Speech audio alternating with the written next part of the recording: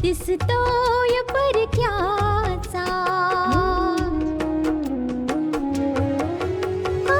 फुलाच चेहरासा दिसतोय परक्याचा नसे सुटणार नाजूक गुंता दोष न चरख्याचा फुले मी म्हटले जे होते पाहुणे ते तरी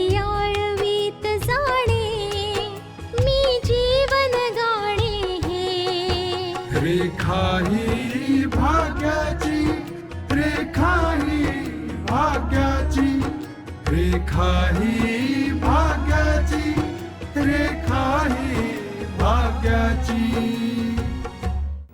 आतापर्यंत आपण पाहिलं आशाला आता कळून चुकलंय की स्वतःला वाचवण्यासाठीच गोविंदने विजयला अडकवलंय.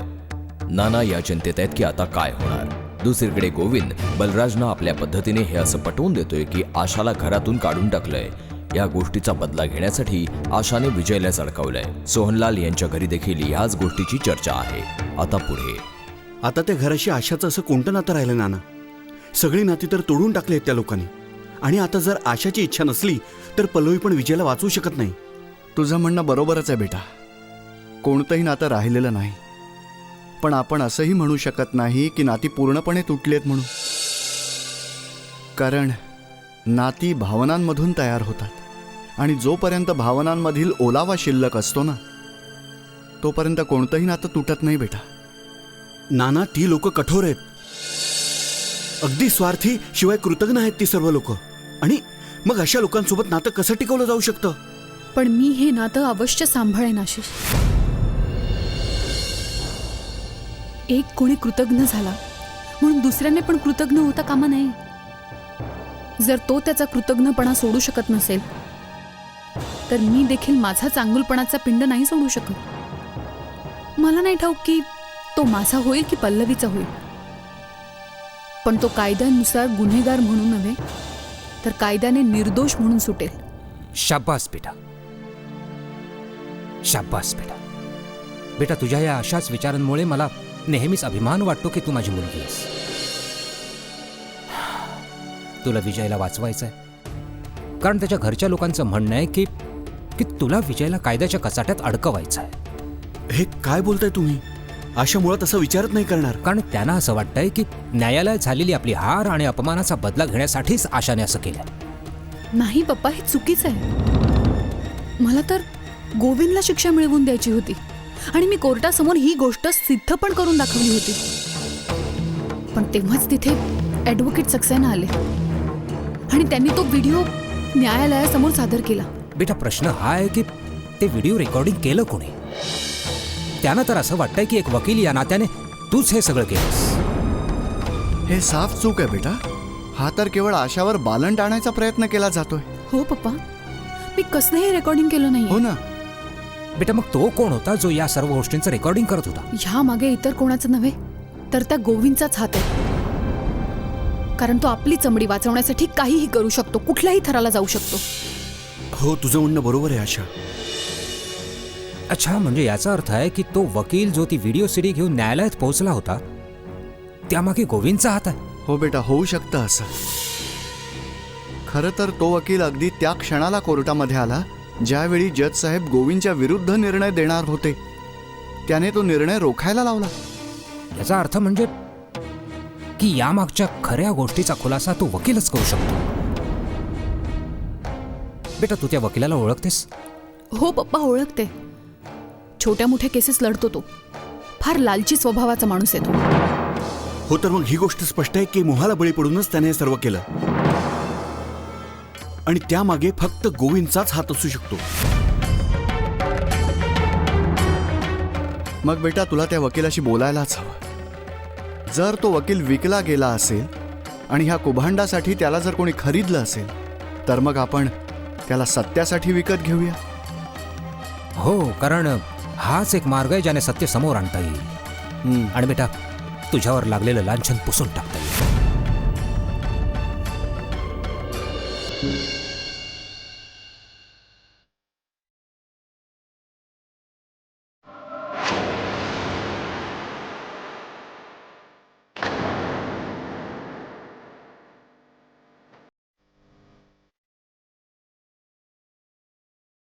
साहेब,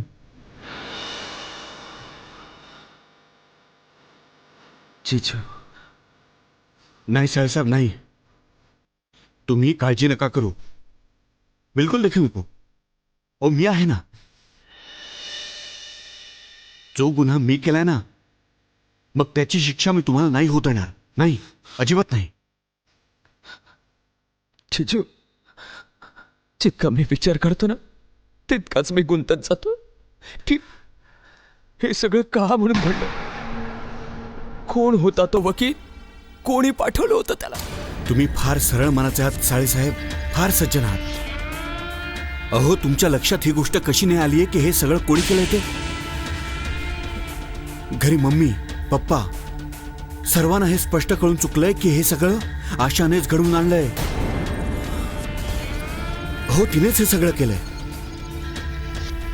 ती केस तर माझ्या विरुद्ध लढत होती, पण बदला तिला तुमचा घ्यायचा होता म्हणून तिने तुम्हाला यात फसवलंय.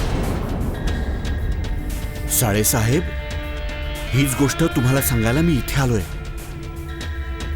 आता खरं काय ते इतरांसमोर तर आलंच आहे आणि हे सत्य खूप लवकरच न्यायालयाच्या समोर येईल. तुम्ही काळजी नका करू. पण तुम्ही या सत्याला सर्वांसमोर येऊ द्याल का?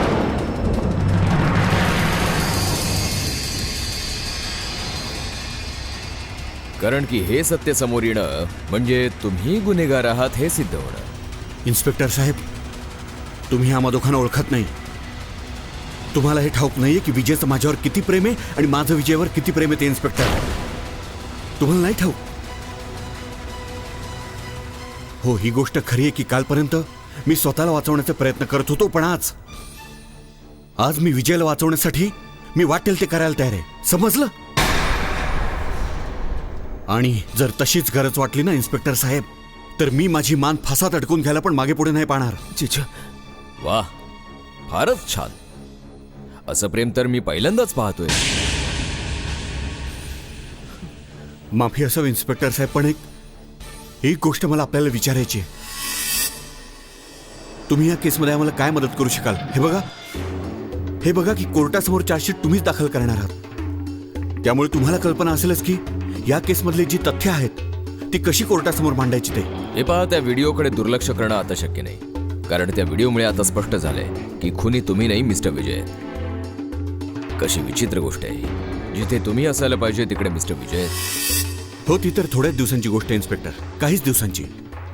तुम्ही फक्त एवढंच सांगा की तुम्ही आमची काय मदत करू शकाल, कारण की खरी गोष्ट काय आहे हे तर तुम्ही देखील जाणता. हे बघा, सध्या तरी मी तुमची कसली मदत नाही करू शकत. मिस्टर विजयना जेलमध्ये राहावंच लागेल.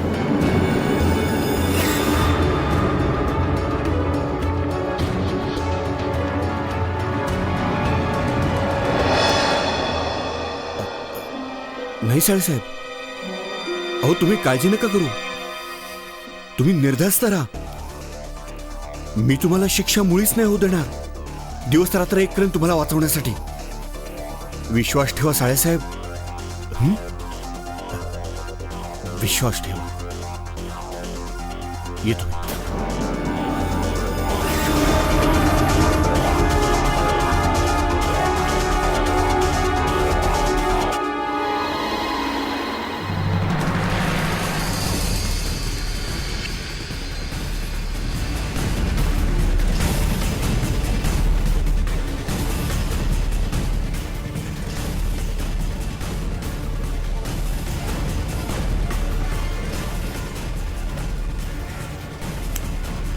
केला तर केलाच.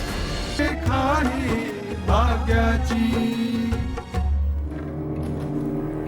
काय ग मम्मा, पप्पा कुठे आहेत? गेले असतील आपल्या मुलीला भेटायला. त्यांना आता कळलंय ना की आशाचं खरं रूप आता सगळ्यांच्या समोर आलंय, की विजयला अडकवणारी तीच आहे म्हणून. नाही मम्मा, मला नाही वाटत की आशा असं काही करू शकेल. तू तर नेहमीच तिची बाजू घेणार, पण कुणाच्याही म्हणण्याने सत्य बदलणार नाहीये. याच्या मागे कोणाचाही हात असू दे मामा, पण प्रश्न हा आहे की विजयला वाचवणं आता सोपं जाईल का? मम्मा, जर विजयला शिक्षा झाली तर मग पल्लवी दीदीचं काय होईल? तिने तर निश्चयच केलेला आहे की लग्न करेन तर विजयशीच करेन म्हणून. आता काय? गप्पा कायस गायत्री, उत्तर दे. तूच तर पल्लवीच्या प्रेमाला प्रोत्साहन दिलं होतंस ना. आता त्या प्रेमाला तडीला नेण्याचा मार्ग देखील तुला शोधावा लागणार आहे. वेळ आल्यावर तो मार्गही मी शोधूनच काढेन. कधी पण. तू आशाला या गोष्टीसाठी जबाबदार मानत होतीस ना. तीच आशा आज विजयला वाचवण्याची गोष्ट करते. पण गायत्री, एक गोष्ट मला सांग, जर विजयला कुणीच वाचवू शकलं नाही आणि त्याला जेलमध्ये जावं लागलं तर काय पल्लवी आयुष्यभर त्याची वाट पाहत राहील? हो मामा, पल्लवीला पण या गोष्टीची जाणीव आहे की विजयला वाचवणं इतकं सोपं राहिलं नाहीये. मग तुम्हा लोकांचं म्हणणं तरी काय, की पल्लवीने विजयच्या मार्गातून दूर व्हावं? मला सगळं काही ठाऊक आहे. हीच गोष्ट ठरली असणार की पल्लवीने विजयचा नाद सोडावा, म्हणजे आशा विजयला वाचवेल आणि पुन्हा त्याची बायको म्हणून नांदायला लागेल. पण असं कधीही होणार नाही. विजय पल्लवीचा आहे आणि नेहमीच असेल.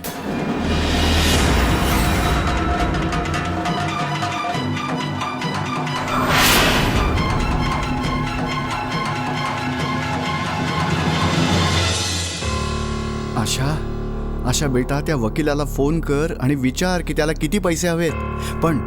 पण त्याला हे सांगावं लागेल की या कारस्थानामागे कोण आहे. हो नानू, मी फोन करते. हा, कर बेटा, फोन कर. हॅलो.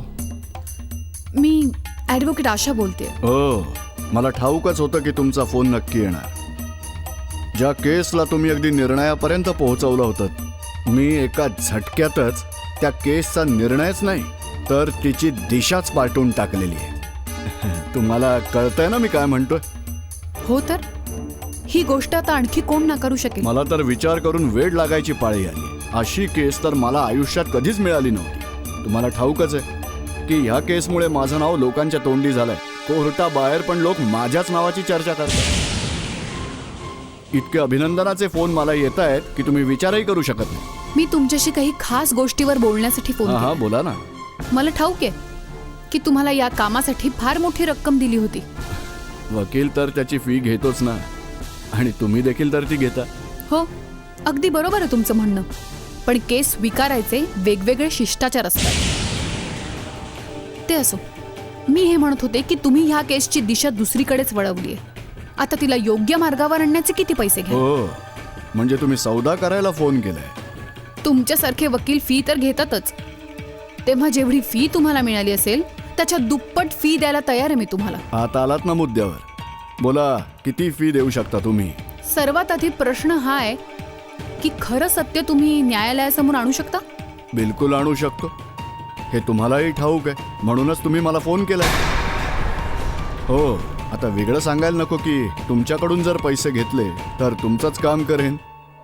बोला, किती फी देऊ शकता तुम्ही? किती फी हवी आहे तुम्हाला? 5 लाख रुपये कॅश. बोला, मंजूर आहे? 5 लाख? आणि ती देखील कॅश? ठीक आहे. तर मग उद्या दुपारी माझ्या ऑफिसमध्ये या तुम्ही. समोरासमोर गोष्टीही होती आणि त्यानंतर मला कोर्टातही जायचंय. ठीक आहे, येईन मी उद्या. ओके, मी वाट पाहतो.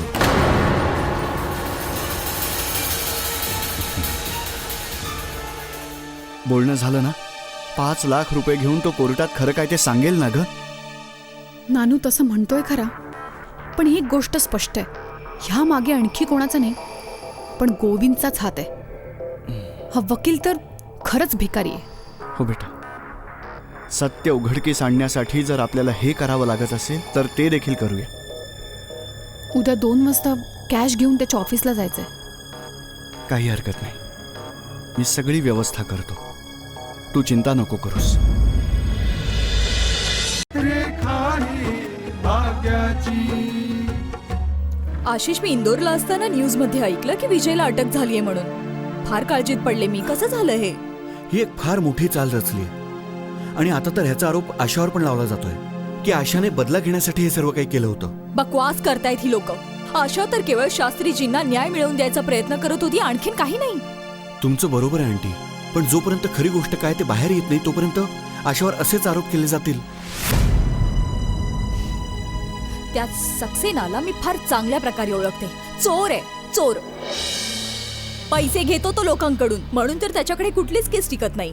खरं तर तो एक असा वकील आहे जो पैसे पण घेतोच आणि स्वतःच्याच क्लायंटला पण हरवतो. हे तर उघडच आहे की ह्या कामासाठी त्याला विकत घेतलं गेलंय आणि म्हणूनच आता आम्ही पण असं ठरवलंय की आम्ही त्या वकिलाला विकत घेऊ.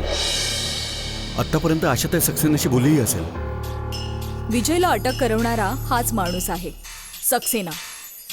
बलराजजीने खरं तर जाऊन त्याच्याशी बोलायला हवं आणि विचारायला हवं की हा व्हिडिओ त्याला कोणी पाठवलाय आणि आणि हे जे काही विजयच्या बाबतीत घडलंय त्यामागे ऍक्च्युली कोणाचा हात आहे ते. हो आंटी, सगळ्यात आधी बलराज अरोरांच्या मनात हा प्रश्न उभा राहायला हवा होता की सक्सेनापाशी तो व्हिडिओ आलाच कुठून, शिवाय दिला कोणी. ऍटलिस्ट आता तरी बलराजना कळायला हवं की वाईटाचं फळ वाईटच असतं. बरं जा, आशाला सांग की तू घाबरू नकोस, शिवाय निराश तर मुळीच होऊ नकोस म्हणून. ठीक आहे? हो आंटी.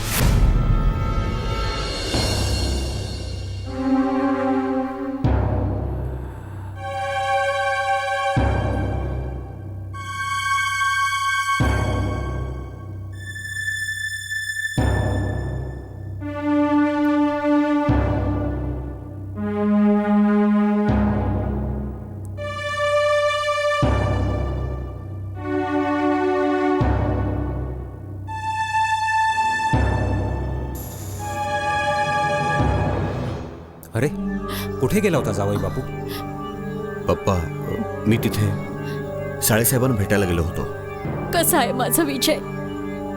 जावई बापू काय म्हणत होता तो? काय म्हणणार आता साळेसाहेब? मम्मा ते वैतागले आहेत. त्यांना कळून चुकलं आहे की जे काही झालंय ते केवळ आशाचंच कारस्थान आहे. कशावरून? होऊ शकतं की आशाने त्यांना धमकी दिली पप्पा, पण ते सगळं जाऊ दे पप्पा. साळेसाहेबांची परिस्थिती फार वाईट आहे. आपल्याला कसंही करून त्यांना तिथून बाहेर काढायला हवं लवकरात लवकर. म्हणूनच तर आम्ही तुमची वाट बघत होतो ना. कुठल्या तरी मोठ्या वकिलाशी बोलायलाच हवं. ते तर ठीक आहे, पण कुठलाही मोठा वकील ही केस घ्यायला तयार होईल का? कारण ही केस फारच तकलादू आहे. भले कितीही पैसा खर्च करावा लागू देत, अगदी काहीही होते, पण मला माझा मुलगा परत हवाय. मम्मा, पैशांची गोष्ट नाहीये. अहो, ठरवलं तर आपण मोठ्यातला मोठा वकील करू शकतो. पण तुम्हाला आता कळलं की त्या 2 कवडीच्या वकील सक्सेनाने आपल्या साळेसाहेबांपुढे किती मोठं संकट उभं केलंय ते. जावई बापू, सक्सेना एक मामूली वकील आहे. त्याला नक्कीच आशाने विकत घेतलंय आणि तो व्हिडिओ पण आशानेच दिला असा. हो पप्पा. जावई बापू, त्या वकिलाला आपणच विकत घेतलं तर? हो, ही कल्पना चांगली आहे. जर तो वकील आपल्या हातात आला ना तर हा गुंता सहजपणे सोडवला जाईल. हो जावई बापू, रिद्धिमाचं म्हणणं अगदी बरोबर आहे. जर तो आपल्या हातात आला तर न्यायालयात त्या व्हिडिओचा खरेपणा सिद्ध करणं आपल्याला सोपं होऊन जाईल. काय झालं जावई बापू? तुम्ही गप्प का आहात? पप्पा, तुम्ही योग्यच बोलताय. जर या सक्सेनाला आपण विकत घेतलं तर आपल्यासाठी फारच सोपं होईल. पण प्रश्न असा आहे की काय तो सक्सेना असा विकला जाईल पप्पा? आपण प्रयत्न तर करू शकतो ना. तो जितके पैसे मागेल आपण देऊन टाकू. शेवटी आशाने त्या वकिलाला काय किंमत मोजली?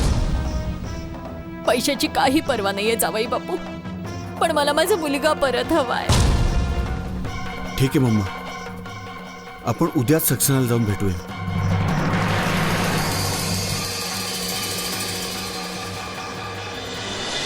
रेखा ही भाग्याची.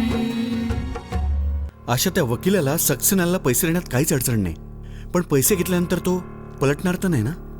आशिष, त्याला पूर्णपणे ठाऊक आहे की पैसे घेतल्यावर पलटणं सोपं नाहीये. म्हणून आधी त्याच्याशी सविस्तर बोलू आणि त्यानंतरच त्याला पैसे देऊया. आशा, आशिष. नाना तुम्ही आलात? हो बेटा, हे घ्या रोकड 5 लाख रुपये. नानू, तुम्ही माझ्या एका शब्दाखातर बँकेतून 5 लाख रुपये काढून आणलेत. माझं जे काही आहे ते सगळं तुझंच तर आहे. आणि जेव्हा गोष्ट असते आपल्या मान स्वाभिमानाची, तेव्हा पैसा काही महत्वाचा नसतो. मला तर फक्त इतकंच हवंय की जे तुझ्यावरती आरोप करतायत त्या सगळ्यांना हे कळू दे की खरा गुन्हेगार कोण आहे. असंच होईल नानू. विजयला न्यायालयात पुन्हा कधी हजर करणार आहेत? कोर्टाने 3 दिवसांचा रिमांड दिलाय, म्हणजे पोलिसांना तपास करता येईल. पोलीस पण काय तपास करणार बेटा? इन्स्पेक्टर जॅकीना खरं काय ते सगळं काही ठाऊक आहे. तरी देखील कोर्ट त्यांना सांगताय की विजयला खुनी मानून तपास करा. हा पण एक विरोधाभास आहे नाना. हो बेटा, पोलीस देखील काय करणार? आता तुला आणि आशाला दोघांना मिळूनच काय ते करावं लागेल. तुम्ही एवढी काळजी नका करू नानू. विजय नेहमी सत्याचाच होतो. ह्या वेळेला पण हार नाही होणार. दुपारी 2 वाजता सक्सेनाला भेटायचंय. अजून वेळ आहे. नाना, मी जरा शास्त्रीजींना भेटून येतो. आबाचा फोन आला होता की त्यांची तब्येत बरी नाही म्हणून त्यांना भेटून येतो. ठीक आहे बेटा, लवकर ये. बस ना, आत्ता गेलो आणि आत्ता आलो. येतो मी.